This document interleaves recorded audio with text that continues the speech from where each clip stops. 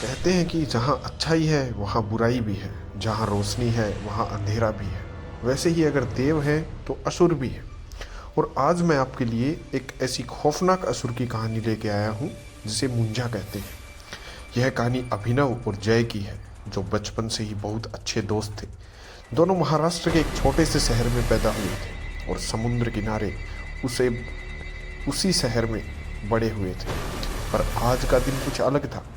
आज अभिनव का 18वां बर्थडे था। जय ने अभिनव के बर्थडे के लिए एक बहुत ही स्पेशल आइडिया सोच रखा था। वह अभिनव को रात 12 बजने से ठीक पहले ही एक बीच पर ले गया और 12 बजते ही जय अभिनव को हैप्पी बर्थडे विश किया और अपने बैग से एक शराब की बोतल निकाली। अभिनव वह बोतल देखकर थोड़ा चौंक गया। आज से पहले उन दोनों में से किसी ने कभी कोई शराब को हाथ तक नहीं लगाया था। जय ने अभिनव से कहा कि यह उसकी बर्थडे सेलिब्रेशन का ही एक हिस्सा है। अभिनव भी अपनी लाइफ में एक नया एक्सपीरियंस लेना चाहता था, इसलिए उसने जय की बात झट से मान ली। वह दोनों समुद्र के किनारे काफी देर तक बैठकर शराब पीते रहे। कुछ देर के बाद जय को जोर से टॉयलेट आ गया। वो उठकर एक पेड़ के पास टॉयलेट करने चला गया, लेकिन नशे में धुत जय ने यह नहीं देखा कि वह पेड़ कोई आम पेड़ नहीं बल्कि एक पीपल का पेड़ था।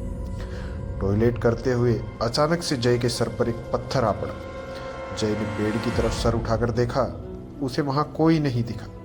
इतने में अभिनव भी उसी पेड़ के पास आ गया। उसके हाथ में एक खाली बोतल थी और उसने मजाक में उस बोतल को जोर से जय के पास फेंका। वह बोतल सीधा पीपल के पेड़ के पर जा लगी और उसके टुकड़े टुकड़े हो गए। पर उस बोतल के पेड़ पर लगते ही एक अजीब सी आवाज आई। ऐसी आवाज जैसे कोई जानवर गुस्से में घुर्रा रहा हो।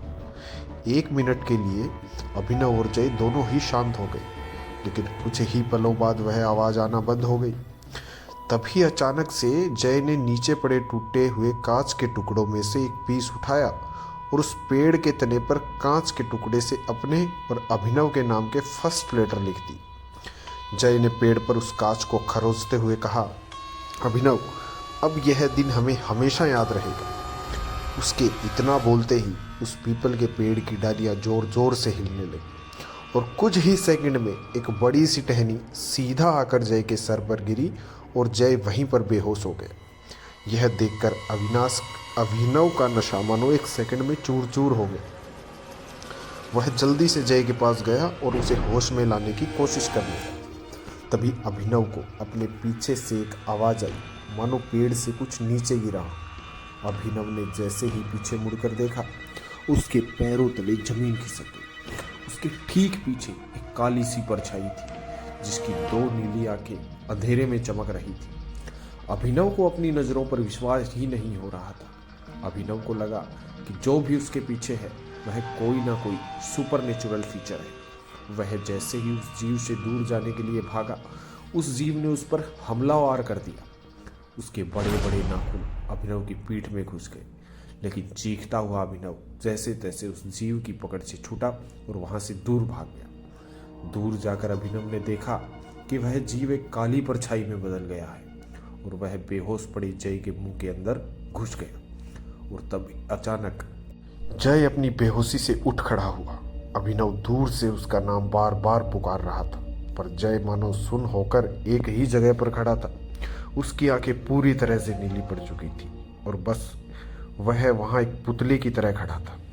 तभी अचानक से जय जमीन की तरफ झुका और उसने वहां पर पड़े टूटे हुए कांच का एक टुकड़ा उठा लिया और अपनी शर्ट फाड़कर अपनी छाती पर उसी कांच के टुकड़े से वह जय लिखने लगा, ठीक वैसे ही जैसे उसने उस पीपल के पेड़ पर लिखा था। ये सब देखकर अभिनव की तो रूह कांप गई थी। सुबह के 5 बज चुके थे और समुद्र के ऊपर से अब सूरज उगता दिखने लगा था। जय के ऊपर जैसे ही सूरज की रोशनी पड़ी तो वह अचानक से होश में आ गया। ऐसे लग रहा था कि जैसे उसे अपने साथ हुई कोई भी चीज याद नहीं, और वह अपने सीने पर बने घाव को देखकर बहुत ज्यादा घबरा गया था। उसके बाद वह दोनों चुपचाप अपने घर पर चले गए। उस दिन शाम होते ही जय की तबीयत खराब होने लगी। जय अपने बिस्तर पर लेटे, पर उसे बिल्कुल भी नींद नहीं आ रही थी। उसके दिमाग से उस जीव की शक्ल निकल ही नहीं रही थी। तभी जय को अपने कमरे से किसी के गुर्राने की आवाज़ आने लगी। आवाज़ ठीक वैसी ही थी जैसी उन्हें कल उस पेड़ के पास से आ रही थी। जय इतना घबरा गया था कि उसने डर के मारे अपनी आंखें बंद कर ली और चादर को अपने मुंह पर चढ़ा दिया। कुछ ही पलों बाद वह वापस आवाज़ बंद हो गई और कमरे में एक सन्नाटा सा छा। जय का डर थोड़ा कम हुआ तो उसने अपने चेहरे से उस चादर को हटा लिया, लेकिन जैसे ही चादर को हटाकर जय ने आंखें खोली तो उसकी दिल की धड़कनें लगभग रुक ही गई। उसके कमरे की छत पर वही जीव बैठा था, लेकिन इस बार उसका खौफनाक चेहरा साफ साफ दिख रहा था। वो जीव एक भयानक राक्षस की तरह दिख रहा था। उसकी चमड़ी बिल्कुल पेड़ के तने जैसी थी और उसका चेहरा बिल्कुल एक छोटे बच्चे जैसा था। इससे पहले कि जय कुछ कर पाता, उस भयानक राक्षस ने जय पर अटैक कर दिया। उधर अभिनव बहुत घबराया हुआ था। जब उसके पापा ने उसके घबराहट की वजह पूछी तो उसने अपने पापा को पूरा किस्सा सुना दिया कि उनके साथ पिछली रात को क्या हुआ। अभिनव के पापा शहर के माने जाने वाले पंडित थे, लेकिन अभिनव की बात सुनकर उनका भी दिल दहल उठा। उन्हें समझ आ गया कि उसके बेटे अभिनव और उसके दोस्त जय के ऊपर मुंझा का साया आ चुका है। उन्होंने बताया कि मुंझा एक ऐसा असुर है जो एक बार किसी के पीछे पड़ जाए तो पीढ़ियों तक पीछा नहीं छोड़ता। जब कोई बच्चा अपने मुंडन के 10 से 14 दिन के बीच किसी वजह से मर जाता है तो उसकी आत्मा मुंझा बन जाती है। मुंझा एक गुस्से से भरे बच्चे की तरह होता है और पीपल के पेड़ पे रहता है, और अगर कोई उस पीपल के पेड़ से छेड़खानी करे तो वह उस इंसान के पीछे पड़ जाता है। उन्होंने उसी वक्त अभिनव और जय को लेकर उस पेड़ के पास जाने का डिसीजन लिया। रात को अभिनव और उसके पापा जय के घर पहुंचे और वहां जो उन्होंने देखा उस पर किसी को विश्वास नहीं हो। जय की अपने बिस्तर में ही मौत हो चुकी थी। उसके चेहरे पर ऐसा एक्सप्रेशन था मानो मरने से पहले उसने अपनी मौत को करीब से देखा। अभिनव के पिता यह देखकर चिंता में आ गए।